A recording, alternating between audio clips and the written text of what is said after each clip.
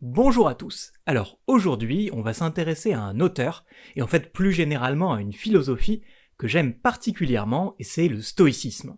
En fait, c'est une philosophie que j'aime bien parce que c'est une philosophie qui est vraiment pratique et que l'on peut appliquer à notre vie de tous les jours. Vous voyez, c'est pas seulement une philosophie purement théorique qui va nous enseigner des choses par rapport au domaine de la connaissance. Là, on peut vraiment en tirer des conseils pratiques que l'on peut appliquer dans notre vie de tous les jours. Donc sans plus attendre, c'est parti pour la philosophie d'Épictète et le stoïcisme.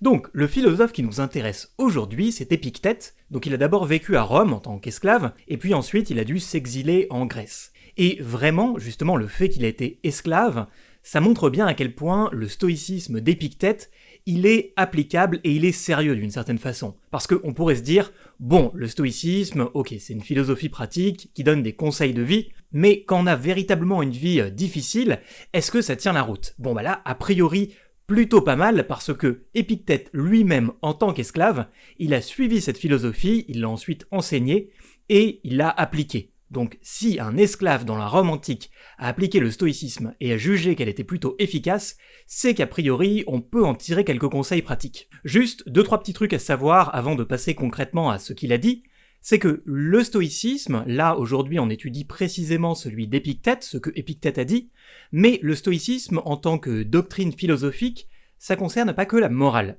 Vraiment là c'est la morale qui nous intéresse aujourd'hui, mais il y a 3 branches en fait dans le stoïcisme.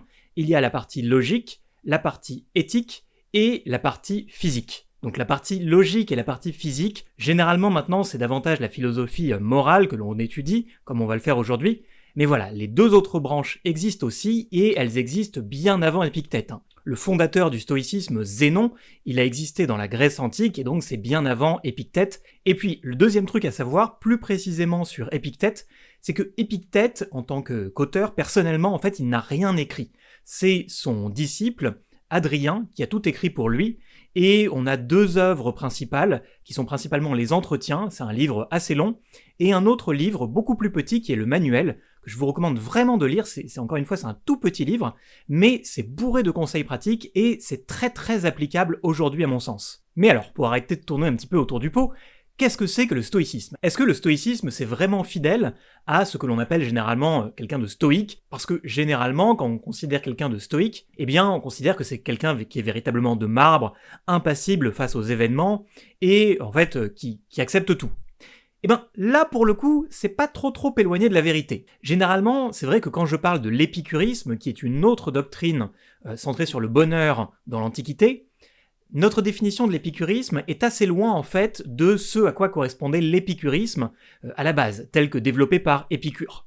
Là, pour le stoïcisme, lorsque l'on dit que quelqu'un est stoïque, en fait c'est assez fidèle par rapport à ce que véritablement le stoïcisme a enseigné. Parce que effectivement, il y a cet aspect de rester de marbre face aux événements, d'essayer de ne pas avoir trop de passions en fait superflues, inutiles, qui vont venir nous encombrer et qui vont nous empêcher d'accéder au bonheur, eh bien oui, c'est vrai que tous ces éléments sont assez présents dans le stoïcisme tel qu'il est développé par Épictète. Parce que, on va le voir par la suite, mais vraiment, ce qui est très très important pour Épictète et pour la morale stoïcienne en fait, c'est qu'il faut vivre dans le moment présent, mais alors pas vivre dans le moment présent justement seulement dans le plaisir en fait, dans les passions, au contraire, il faut vivre dans le moment présent, mais se concentrer, se focaliser seulement sur les choses qui dépendent de nous, sur les choses en fait qui sont en notre pouvoir, sur lesquelles on a une certaine influence. Et on ne peut se concentrer que sur ces choses-là, puisque précisément on a une influence que sur ces choses-là, et il faut accepter tout le reste. Parce que, bon, j'y reviendrai plein de fois, pourquoi essayer de changer, pourquoi essayer de modifier ce que l'on ne peut pas modifier? Vous voyez, pour prendre un exemple tout simple. Le temps, c'est-à-dire le climat, le fait qu'il pleuve, le fait qu'il neige, qu'il fasse chaud, enfin voilà, le climat, moi, en tant qu'humain, personnellement, je n'ai aucune influence sur le temps qu'il va faire. Donc, en fait, pourquoi me lamenter lorsque, par exemple, il fait moche? Oui, je ne peux pas faire en sorte qu'il arrête de pleuvoir. Donc, vous voyez, ça ne sert à rien, en fait, de s'attrister qu'il pleuve, par exemple. Bon, ce serait un petit peu ridicule. Je pense pas qu'il y ait beaucoup de personnes qui soient vraiment en grande détresse par rapport au fait qu'il pleuve. Mais, imaginons, ça ne servirait à rien. Parce que ma détresse, le fait que je pleure parce que il pleuve dehors, eh bien ça ne va pas changer le fait qu'il pleuve malgré le fait que je pleure. Donc pourquoi se lamenter des choses que l'on ne peut pas changer en fait? Et donc à partir de ça, Épictète il fait une distinction qui est très simple dans le manuel, la toute première ligne du manuel, comme on va le lire tout à l'heure, mais cette distinction elle est très très efficace à mon sens. Parce qu'on peut l'appliquer vraiment dans notre vie de tous les jours, et personnellement j'essaye de l'appliquer, c'est la distinction entre les choses qui dépendent de nous et les choses qui ne dépendent pas de nous. Ce qui veut dire que les choses qui ne dépendent pas de nous, on doit seulement les accepter, parce que précisément on ne peut pas les changer, et les choses qui dépendent de nous, alors là on a une influence, donc on peut essayer de les changer, on peut essayer de les améliorer pour finalement se rapprocher du bonheur. Mais vous voyez, c'est tout simple, les choses qui dépendent de nous, les choses qui ne dépendent pas de nous, après toute la difficulté justement c'est de bien discerner, de bien faire la distinction entre les deux, et de savoir ce que l'on peut changer et seulement ce que l'on peut accepter, mais à partir de cette distinction qui est à mon sens très simple mais très efficace, eh bien ça nous donne une voie d'accès, une porte possible vers le bonheur. Ce qui est plutôt pas mal en fin de compte. Et donc pour illustrer cette doctrine, pour illustrer cette distinction entre les choses qui dépendent de nous et les choses qui ne dépendent pas de nous, il y a un exemple que j'aime particulièrement et c'est l'exemple de Wallace Hartley. Alors Wallace Hartley c'était un des violonistes du Titanic et comme c'est montré dans le film d'ailleurs, il a joué au violon avec son orchestre jusqu'à la toute fin, jusqu'au fait que le navire soit vraiment concrètement coulé. Et ça, à mon sens, véritablement, ça illustre parfaitement la doctrine stoïcienne. Pourquoi ? Eh bien parce que le fait que le navire coule, le fait que le navire avait heurté un iceberg, le fait que le navire était donc condamné à couler, le fait qu'il n'y avait plus assez d'embarcations pour tout le monde, etc., etc., eh bien, concrètement, ça a fait que cette troupe, cet orchestre, était condamné. Ils ne pouvaient plus embarquer, c'était fini pour eux. Et à partir de ça, que faire ? Soit se lamenter, soit pleurer, soit vraiment être dans une détresse, ou alors considérer, comme ils l'ont fait, comme Wallace Hartley l'a fait, que de toute façon, en quelque sorte, ils ne peuvent pas s'échapper. Ils vont couler avec le navire. Donc, à partir de ça, ils acceptent le fait qu'ils vont couler avec le navire, et ils essayent seulement de modifier ce qu'ils peuvent encore modifier, c'est-à-dire la façon dont ils vont mourir. Et la façon dont ils vont mourir, donc ils choisissent en fait de jouer jusqu'à la mort, parce que, eh bien, c'est jouer leur rôle. Jouer son rôle, d'ailleurs, c'est un concept très très stoïcien, on va y revenir par la suite, mais vous voyez, ils décident de jouer jusqu'à la fin parce que ça permet d'apaiser ceux qui peuvent encore être sauvés, ou même ceux qui ne peuvent pas être sauvés, ça leur permet peut-être de mourir avec plus de tranquillité, d'une façon un petit peu macabre. Mais vous voyez, la seule chose sur laquelle ils ont encore de l'influence, c'est le fait de jouer ou alors de se lamenter, de pleurer, finalement d'être dans une détresse et de ne rien pouvoir faire, alors que là, ils acceptent en fait dignement la mort, parce que c'est la seule chose qu'ils peuvent encore faire en fait, c'est la seule chose sur laquelle ils ont encore de l'influence, et ils acceptent donc de jouer jusqu'à la mort, parce que le reste de la situation est complètement en dehors de leur contrôle.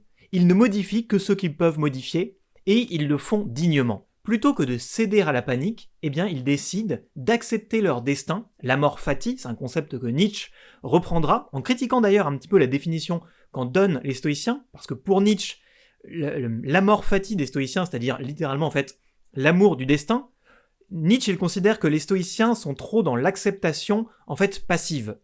À mon sens, c'est une critique un petit peu dure parce que justement, déjà dans le stoïcisme, il y a cet aspect qu'il faut accepter le destin parce que pour les stoïciens, le destin est nécessairement bon. Alors, on va pas rentrer dedans aujourd'hui, mais en fait, c'est lié également à la physique stoïcienne. Parce que pour les stoïciens, tout est animé d'un souffle divin, et donc en fait, le destin est nécessairement orienté vers le meilleur. Alors, aujourd'hui, on n'est pas obligé de suivre vraiment en quelque sorte la religion stoïcienne et de considérer qu'il y a vraiment un destin qui est orienté vers le meilleur. On peut avoir une conception et considérer simplement que, en dehors de ce que l'on peut modifier, eh bien ça n'a aucun intérêt d'essayer de changer l'inchangeable.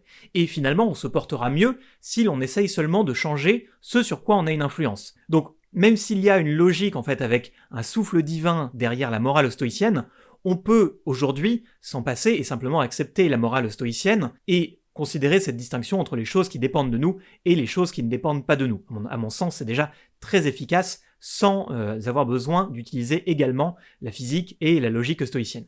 Mais donc tout ça pour dire, en fait voilà, chez les stoïciens, il y a véritablement cet amour du destin parce que le destin est orienté vers le meilleur. Ce qui fait que pour les stoïciens, si vraiment on suit la morale dans son ensemble, C'est pas du tout une acceptation passive des choses, c'est véritablement, encore une fois, l'amor fati, l'amour du destin, comme le reprendra plus tard Nietzsche. Il y a déjà cet aspect, à mon sens, dans le stoïcisme, ce qui fait que c'est pas du tout une morale passive, une morale de pierre, c'est vraiment accepter fortement le destin, parce que il faut l'apprécier en fait. Pour le dire en un mot, ce que l'on ne peut pas changer, il faut carrément l'apprécier. Et pourquoi ? Parce qu'en fait, puisque de toute façon, il y a certaines choses que vous ne pouvez pas changer. Le destin, pour les stoïciens, est inchangeable. Vous voyez, ce destin, en fait, il est déjà écrit, il est déjà gravé. Donc, pourquoi essayer de se battre, en fait, contre du vent, pour ainsi dire, puisque de toute façon, vous ne pourrez pas le changer. Donc, plutôt que de s'en lamenter, eh bien, il faut aimer ce destin, qui est inchangeable. Et c'est là que ça devient assez intéressant, parce que pour les stoïciens, justement, cette acceptation du destin, paradoxalement, en fait, c'est une liberté. Parce que, justement, lorsque l'on accepte fièrement le destin qui nous est proposé, en faisant la distinction entre les choses qui dépendent de nous et les choses qui ne dépendent pas de nous, eh bien, on peut avoir une sorte de liberté intérieure qui est bien supérieure au fait de simplement se laisser guider et se laisser porter par ses passions, et d'être parfois dans la détresse, dans la tristesse, dans plein de choses qui vont nous rendre le bonheur impossible, alors que si on accepte fièrement le destin, avec amour, on est beaucoup plus sûr, on est beaucoup plus assuré de se diriger vers le bonheur. Mais encore une fois, par contre, la chose vraiment difficile, c'est de ne pas tomber non plus dans une sorte de fatalisme, parce que pour les stoïciens, notre réaction face aux choses, elle, fait partie des choses que l'on peut changer. Donc, on n'est pas passible face aux événements. Le fait que je choisisse de pleurer, de m'attrister, d'être content, eh bien, ça, pour les stoïciens, on peut le changer. On ne peut pas changer le fait qu'il pleuve, mais on peut changer notre réaction par rapport à la pluie. On ne peut pas changer le fait que des membres de notre famille soient mortels, et que parfois, effectivement, il peut y avoir des tragédies. Ça, on ne peut pas le changer. Mais par contre, on peut changer notre réaction face aux choses. Alors, ça implique aussi une certaine subtilité, parce que chez les stoïciens, l'idée, ce n'est pas non plus d'être complètement de marbre et d'être une sorte un petit peu de psychopathe. Lorsque quelqu'un vient vous voir et qu'il vous raconte justement pourquoi il est triste, vous, votre rôle en tant que stoïcien, ce n'est pas de dire simplement, en quelque sorte en le balayant d'un revers de la main, en disant « tu n'as pas à être triste parce que de toute façon, en fait, ça ne change rien ». Le stoïcien, Épictète, justement, il le dit bien dans le manuel, il doit jouer son rôle à la perfection, le mieux possible. Ce qui fait que, imaginons que vous soyez dans un enterrement, votre rôle dans un enterrement, ce n'est pas d'être de pierre, de marbre. Alors, ce n'est pas non plus de verser dans la tristesse absolue, dans la détresse. Mais votre rôle dans un enterrement, c'est d'avoir une juste mesure, de montrer une sorte de tristesse pour avoir une certaine compassion par rapport à ceux qui sont présents à l'enterrement. C'est ni d'être dans une tristesse qui va complètement vous écraser intérieurement, ni d'être complètement, en fait, dans une sorte d'impassibilité qui va dénigrer les autres et rejeter les autres. Le véritable stoïque, il n'a pas besoin de faire croire qu'il est impassible face aux événements. Intérieurement, il sait en fait qu'il est impassible, et intérieurement, il sait que ses passions ne vont pas l'écraser, il sait qu'il n'est pas dans l'excès. Et donc, jouer son rôle à la perfection, c'est parfois, lorsqu'un ami vient vous voir, encore une fois, pour vous raconter ses tristesses, eh bien, c'est accepter d'écouter justement ce qu'il vous raconte et d'avoir une certaine compassion. Mais toute l'idée, c'est qu'il ne faut pas que les passions qui vous animent obscurcissent en fait votre jugement, vous écartent de la voie juste à suivre. Il faut que vous restiez toujours dans la juste mesure, dans le contrôle de vos passions, et que vous puissiez jouer votre rôle de la meilleure façon possible. Exactement de la même façon qu'un acteur, on ne choisit pas son rôle, alors ça dépend des acteurs, mais en tout cas là, dans le rôle de la vie, pour les stoïciens, on ne choisit pas son rôle, mais la seule chose que l'on peut faire, c'est jouer son rôle de la meilleure des façons. Donc vous avez un texte, vous avez un rôle à suivre dans votre vie, et votre but, en tant que bon stoïcien, c'est d'essayer de suivre ce rôle, d'interpréter ce rôle de la meilleure façon possible. Vous n'êtes pas le dramaturge, vous ne choisissez pas votre texte, vous ne choisissez pas, en fait, ce que vous allez faire dans ce rôle, mais vous devez interpréter ce rôle à la perfection. Et, par exemple, justement, pour prendre un exemple concret, Marc Aurèle, qui est un empereur romain, et qui est aussi l'un des représentants stoïques les plus importants, on pourrait se dire que ce n'est pas évident d'allier le stoïcisme, qui est une morale plutôt, en fait, réservée d'une certaine façon, et puis le fait d'être un empereur romain. Et justement, c'est ce que Marc Aurèle essaye de faire. Il essaye de jouer son rôle d'empereur de la meilleure façon possible, tout en appliquant les concepts stoïques. Et justement, c'est précisément en appliquant ces conseils stoïques qu'il peut être le meilleur empereur romain. Donc maintenant que l'on a un petit peu mieux compris la philosophie d'Épictète et le stoïcisme de manière générale, on va lire concrètement le premier passage du manuel d'Épictète pour voir ce que lui, il en dit directement. Il y a des choses qui dépendent de nous et d'autres choses qui ne dépendent pas de nous. Ce qui dépend de nous, c'est la croyance, la tendance, le désir, le refus, bref, tout ce sur quoi nous pouvons avoir une action. Ce qui ne dépend pas de nous, c'est la santé, la richesse, l'opinion des autres, les honneurs, bref, tout ce qui ne vient pas de notre action. Ce qui dépend de nous est, par sa nature même, soumis à notre libre volonté. Nul ne peut nous empêcher de le faire, ni nous entraver dans notre action. Ce qui ne dépend pas de nous est sans force propre, esclave d'autrui. Une volonté étrangère peut nous en priver. Souviens-toi donc de ceci. Si tu crois soumis à ta volonté ce qui est par nature esclave d'autrui, si tu crois que dépende de toi ce qui dépend d'un autre, tu t'en sentiras entravé. Tu gémiras, tu auras l'âme inquiète, tu t'en prendras aux dieux et aux hommes.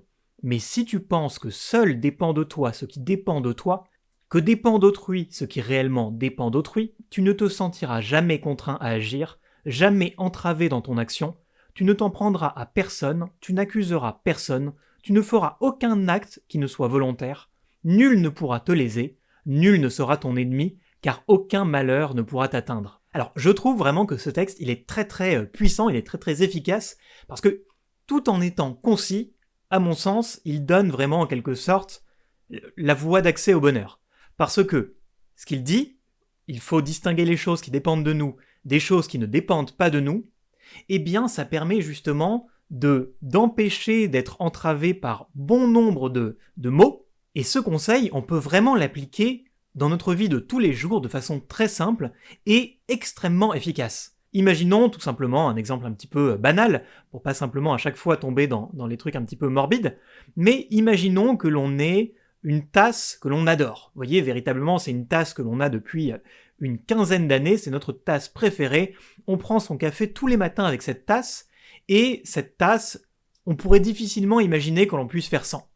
Mais ce que Épictète il dit, c'est que, est-ce que ça dépend de nous, le fait que la tasse, en tant qu'objet matériel, puisse se casser? Eh bien non, on sait effectivement que les objets matériels peuvent se casser. On sait que cette tasse, potentiellement, effectivement, si on la fait tomber, eh bien elle va se casser. Donc ce que Épictète nous dit, c'est que, ayez en tête que cette tasse, vous pouvez la rendre, en fait. Il dit effectivement, on ne possède rien, on emprunte simplement tout à la vie. Et entre autres, justement, cette tasse, on ne fait que l'emprunter temporairement, mais à tout moment, on peut la rendre. C'est-à-dire, cette tasse, elle peut se casser, elle ne nous appartient pas définitivement, parce que beaucoup de choses, voire quasiment la totalité des choses qui sont en notre possession, eh bien, sont temporelles, ont une existence matérielle qui va finir, que ce soit les choses biologiques, malheureusement, ou les choses matérielles, comme notre tasse. Mais donc, on sait que finalement, tout peut avoir une fin, et qu'il y a certaines choses auxquelles on s'attache, qui vont peut-être, voire certainement, venir à disparaître. Et ce que Épictète nous dit, c'est que vu que ces choses-là, on n'a pas d'influence, on ne peut pas choisir que notre tasse se casse ou ne se casse pas. Alors on peut avoir une certaine précaution, mais néanmoins, il peut y avoir un accident. Et si notre tasse venait à se casser, eh bien ça peut arriver. Ça fait partie effectivement du fait que une tasse peut se casser. Donc il ne faut pas s'en attrister plus que ça. On savait que notre tasse était matérielle, on savait qu'elle pouvait se casser, elle s'est cassée, bon eh bien, en quelque sorte, tant pis, je ne peux pas contrôler le fait qu'elle se soit cassée, mais je peux contrôler ma réaction par rapport à cet événement. Plutôt que de dire « cette tasse, je l'ai perdue », en fait, il faut dire davantage « cette tasse, je l'ai rendue ». C'est-à-dire que quasiment tout dans notre existence n'est qu'un prêt. Il ne faut rien fondamentalement considérer comme définitivement acquis. Tout n'est que prêté, et donc il faut s'attendre à rendre les choses à un certain moment. Et ça, encore une fois, vraiment, je trouve ça très très efficace, parce que c'est applicable à quasiment toute chose, et ça permet de s'éviter bon nombre de malheurs, parce que ça permet en quelque sorte de relativiser, et de se dire effectivement, de toute façon, je savais que ces choses pouvaient arriver, elles sont arrivées, c'est pas la fin du monde, effectivement, ça peut être très triste, si par exemple on fait face à la perte d'un proche, effectivement, c'est normal d'être triste. Les stoïciens ne nous diraient pas du tout « il n'y a aucune raison d'être triste ». C'est normal d'être triste, mais simplement, ça fait partie de l'horizon des possibles, et la seule chose que l'on peut faire, ce n'est pas de ressusciter en fait les gens qui sont partis, mais c'est de contrôler notre réaction face aux choses. Alors évidemment, c'est plus difficile à dire qu'à faire, mais les stoïciens disent justement c'est de l'entraînement, il faut s'entraîner à être stoïque, il faut s'entraîner à faire cette distinction entre les choses qui dépendent de nous et les choses qui ne dépendent pas de nous, mais plus on va s'entraîner, plus on va se diriger vers le stoïcisme, plus on va être un bon stoïque, moins on risque d'être malheureux, et plus on va se diriger vers la vertu, vers le bonheur. Mais par contre, il faut bien faire la distinction, même si la doctrine stoïcienne, finalement, elle est assez simple, c'est-à-dire qu'il n'y a pas beaucoup d'étapes à suivre, il faut simplement bien distinguer les choses qui dépendent de nous des choses qui ne dépendent pas de nous, néanmoins, elle n'est pas facile. C'est-à-dire que c'est difficile, c'est pas évident, de savoir bien distinguer ce sur quoi on a une certaine influence et ce sur quoi on n'a pas d'influence. Parce que parfois, on peut essayer de changer les choses, de changer le destin. Et lorsque l'on n'a aucune influence, ça ne sert à rien. Mais parfois, la limite est beaucoup plus subtile en fait. Et c'est pas toujours évident de savoir précisément ce sur quoi on a une influence et ce sur quoi on n'a aucune influence. Donc ça déjà, c'est pas facile. Et puis deuxièmement, vraiment pouvoir contrôler ses émotions, contrôler ses réactions face aux choses, dans les événements les plus douloureux, les plus difficiles, eh bien justement par définition, c'est pas facile. Et donc ça demande beaucoup d'entraînement, on ne devient pas stoïque en un jour. Parce que même si Épictète, il nous dit que ce qui est en notre pouvoir, ce sont nos pensées, nos jugements, en fait tout ce qui correspond en quelque sorte à ce que l'on pourrait considérer comme étant intérieur à soi. Même si la distinction n'est pas toujours évidente. Mais, pour faire simple, on pourrait considérer ce qui dépend de nous comme ce qui est intérieur à soi, et tout ce qui ne dépend pas de nous comme ce qui est extérieur. C'est-à-dire par exemple, encore une fois, le temps, notre mortalité, la mortalité des autres, et puis la réaction des autres. Le fait que, tout simplement, encore une fois, quelqu'un nous juge négativement, bon eh bien, tant pis en fait, parce qu'on ne peut pas contrôler la réaction des autres. Donc, il faut seulement l'accepter. Mais est-ce que véritablement on ne peut pas contrôler un tout petit peu la réaction des autres? Est-ce que par mon comportement, je ne peux pas un tout petit peu essayer de modifier la réaction que quelqu'un va avoir par rapport à mon comportement précisément? Donc, vous voyez, même si la distinction peut être simple entre ce qui est intérieur et ce qui est extérieur, parfois, concrètement, en fait, eh bien, c'est un petit peu plus délicat et ça demande un petit peu d'entraînement pour savoir ce qui dépend de nous et ce qui ne dépend pas de nous. Et puis parfois on peut se tromper. Donc maintenant qu'on a vu plus en détail cette philosophie d'Épictète, vous voyez justement, bon, Épictète évidemment il n'a pas connu le naufrage du Titanic, mais à mon sens, le comportement de Wallace Hartley et plus généralement en fait de son orchestre, je pense que concrètement ça aurait pu correspondre très très bien à ce que Épictète dit dans le manuel ou dans les entretiens. C'est-à-dire, Wallace Hartley ne pouvait pas contrôler le fait que son sort était joué, son rôle était déjà écrit d'une certaine façon, il ne pouvait plus embarquer dans les embarcations de sauvetage, le Titanic allait couler, il n'allait pas par ses propres mains simplement boucher les trous, vous voyez, c'est impossible.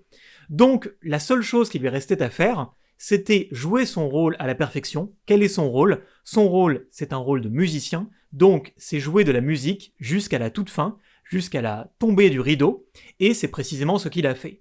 Donc, à mon sens, ça illustre vraiment très très bien cette philosophie stoïcienne. Il a bien distingué ce qui était en son pouvoir et ce qui n'était plus en son pouvoir, et d'une certaine façon, peut-être sans le savoir, il a agi en bon stoïcien. Ce qui fait que, en jouant jusqu'à la toute fin, jusque vraiment au naufrage du Titanic, eh bien, il a joué son rôle de manière stoïque. Et sur ce, on en a donc terminé avec cette petite présentation de la philosophie d'Épictète, et puis plus généralement du stoïcisme, de la morale stoïque. Donc juste pour bien récapituler avant que l'on se quitte, en fait, pour les stoïciens, ce qu'il faut bien distinguer, c'est les choses qui dépendent de nous et les choses qui ne dépendent pas de nous. On peut agir sur les choses qui dépendent de nous, c'est-à-dire nos pensées, nos jugements, tout ce qui est à l'intérieur de nous pour les stoïciens, et on ne peut pas agir, on doit seulement accepter tout ce qui est en dehors de nous, c'est-à-dire le jugement des autres, le temps, les honneurs, enfin bref, plein de choses en fait sur lesquelles nous n'avons aucune influence. Et si on essaye de changer ce que l'on ne peut pas changer, on est condamné au malheur, parce que c'est se battre contre un ennemi que l'on ne peut pas vaincre.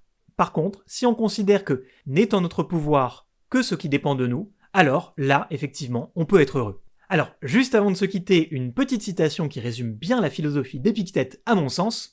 Ne demande pas que les événements arrivent comme tu le veux, mais souhaite que les événements arrivent comme ils arrivent, et tu seras heureux. Donc vous voyez, encore une fois, un conseil très pratique et je trouve très puissant, très fort, que l'on peut tout à fait appliquer dans notre vie de tous les jours. Donc voilà, j'espère que cette vidéo vous aura plu, que vous aurez appris quelques trucs sur le stoïcisme et sur la philosophie d'Épictète, et puis, de façon peut-être même plus importante, j'espère que vous pourrez en tirer des leçons pratiques dans votre vie de tous les jours et que, en fait, ça vous permettra peut-être d'être heureux. Si ça vous a plu, n'hésitez pas à laisser un like et à vous abonner. Et puis vous pouvez aussi me retrouver sur TikTok et Instagram où je poste des vidéos plus courtes. Et donc, portez-vous bien et puis, je l'espère, à la prochaine!